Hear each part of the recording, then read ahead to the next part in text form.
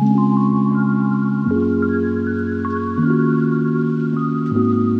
you guys, welcome back to the Brush by Brandy YouTube channel. This week we are working on a special project, and that is because this is going to be a gift from a grandmother to her granddaughters, and I think it's extremely sweet. We are going to be doing jewelry box makeovers this week, and I love doing these, even though I find that they probably take just as long as a full-size furniture piece. The detail and personalization that goes into them I think is so special. I love when people order them from me as gifts. I think they're really unique items, and these I'm excited to put some personality into them and take some dated old jewelry boxes and transform these using a whole bunch of tools in my toolbox.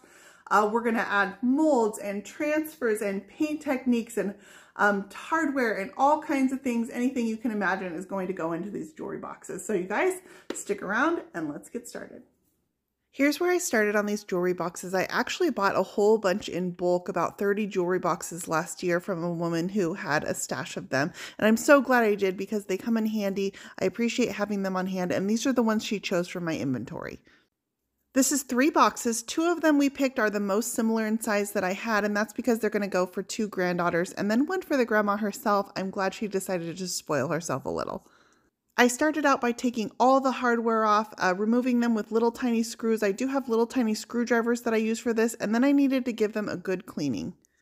Once they're nice and clean, any stickers removed, anything that I needed to get off of them is done. I'm going to go ahead and give them a coat of primer, and I chose to just use a spray primer on this one from the hardware store. That was just for the sake of speed, and it gives me the priming that I needed without any brush strokes. I always ask for tips on what are some favorite colors of the people or interests that they have, photos of their rooms or anything that they really like or is special to them. On these, the cues that I got were yellow, a blue, they're into music, and a few other things like that, some sports that they did, and so I tried to incorporate as much of that as possible. So one of these boxes is going to be yellow, one is going to be blue, and then I got free reign on the third one, so I chose some favorite colors of mine. I also took cues from the velvet lining on each one as to what color I put on the outside. I tried to coordinate those because the velvet is something I can't change. This first box with the pink lining, I chose to do the light blue on the outside, and that's because the light blue coordinates really well with this pink on the inside. So I'm just going to do a very traditional blend on this one using 3 shades of blue paint. I'm starting off with a really pale shade of blue on the inside. It's almost a white color, but it's going to be perfect for my highlight in the center of this box. Then I'm going to go to a medium blue just outside of that, and then a darker blue on the very edges. I am using my Klingon brushes here. A good quality synthetic bristle brush is best for blending, so that's usually what I always use. I end up with a brush for each of my colors, and I alternate as I need to. Once I've got all 3 of those colors laid onto the box, I come back with a clean, dry, neutral brush, and I'm going to go ahead and brush those colors together. I'm using Wise Owl paint on these, and this is a really great paint for blending. I find that I don't need to use quite as much water as I'm used to using. The colors actually move together really well. It is going to take me 2 coats on this box, so I'm going to repeat the same process for 2 coats on each of these. These boxes are really small surfaces. Everything is in miniature, and so it can be a little bit harder to work around. So you'll notice that I do use some smaller size brushes. I avoid using my really big brushes on these. It definitely makes it easier to take all that hardware off beforehand, including all of the hinges, and that means this top is completely loose so I can pick it up and move it as I need to while I'm painting the box. The only thing I want to make sure that I do is always avoid getting any paint onto that velvet on the inside. It can be really hard to clean that velvet. You can actually do more damage to it if you get paint on it and have to try to remove it later. So try to keep that velvet as clean as possible throughout the process. It is possible to replace the velvet from these jewelry boxes, but I usually just try to choose ones that already have it in pretty good condition so that I can do a mild cleaning and it doesn't need replacement. This is actually my second coat of paint on this blue box, and on this one I'm just really going to refine my process and get those blends absolutely perfect. This is going to be my final coat of paint. While I'm doing this paint process, I'm always thinking on my overall design, so I want to kind of place my highlights in my paint around where I plan on placing different decorative accents around this jewelry box. So I'm always going through in my mind thinking what I'm going to be using, what I'm going to be pulling out of my inventory to use to decorate these too. I do offer on jewelry boxes to customize them with the person's name on the top. On these, they chose not to, but if I was going to customize them with a name, I would make sure that I kind of planned for that space around my decoration as well. So my blue box is complete. Now I'm going to go over and start adding the second coat to my yellow. I originally added a brighter base coat, but it was a little too bold for me, so I want to go ahead and tone it down on this actual coat.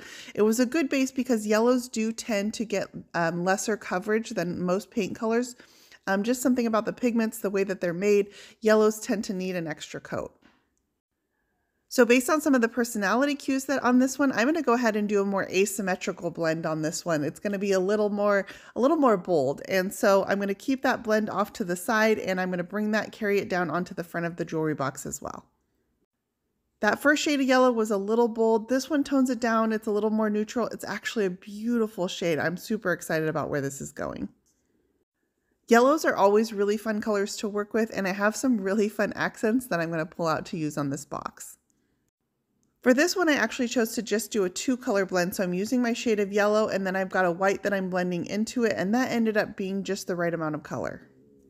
Jewelry boxes are really small surfaces, so you want to consider on them that you don't want to over-decorate them with too much color and too much decoration. It can get to be a lot too fast. I'm working my way slowly around each side of this box, and I'm basically going to repeat this same process 2 times to get me 2 blended coats. You always want to make sure on these boxes that when you take them apart, the pieces don't come in contact while you're painting. So that's what helps again to have this lid taken off. I'm able to pull the drawer out on the front and take them completely apart so there's no contact between the pieces and nothing gets stuck together or the paint gets gummed up. This box has a cream velvet on the inside, and so I feel like it works really well with these tones of yellow, whereas the other box worked really well with the pink velvet and the blue outside. So let's pay attention to that smaller box. It actually had a sheet of glass on the outside with a rose imprinted on it, and I scraped that rose off with a razor blade. I'm going to spray this with some glass spray, and it's going to become a mirror. Here's what my boxes look like with all of the paint done on the outside. For that third box, I chose some bold shades of green because it's got green velvet on the inside. It was the perfect combination. I just got this frame mold from Redesign with Prima. This is from their Finnabair line, and I want to use these little tiny frames to frame out the mirrors that are on the insides of these jewelry boxes. So I'm of course going to cast 2. One of them is going to be blue and one of them is going to be yellow. I went ahead and painted the frame and I let that dry, and then I'm going to attach a bead of glue around the edges of the mirror to make sure that gets contact, and also around the edge of my frame. I want to make sure I get good contact on these, and then I'm going to wipe away any excess glue that comes out around the edges.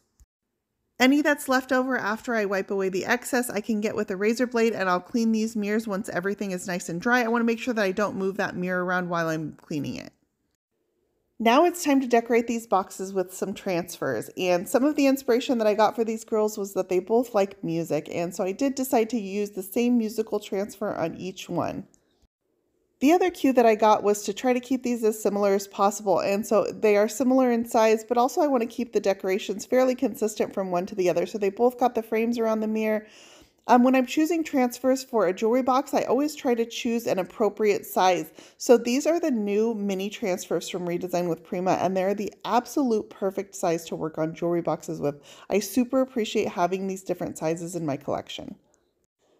I did a dry fit for the placement of my transfers to decide where I wanted everything placed, and once I had a placement for the pieces that I liked, I went ahead and started applying them. So I'm applying this using the stick that comes in the package with this mini transfer, and I'm going to go ahead and wrap this around the edge so that it curves onto the edge of my jewelry box, and all 4 sides of this box, actually 5 sides including the top, have some decoration on them.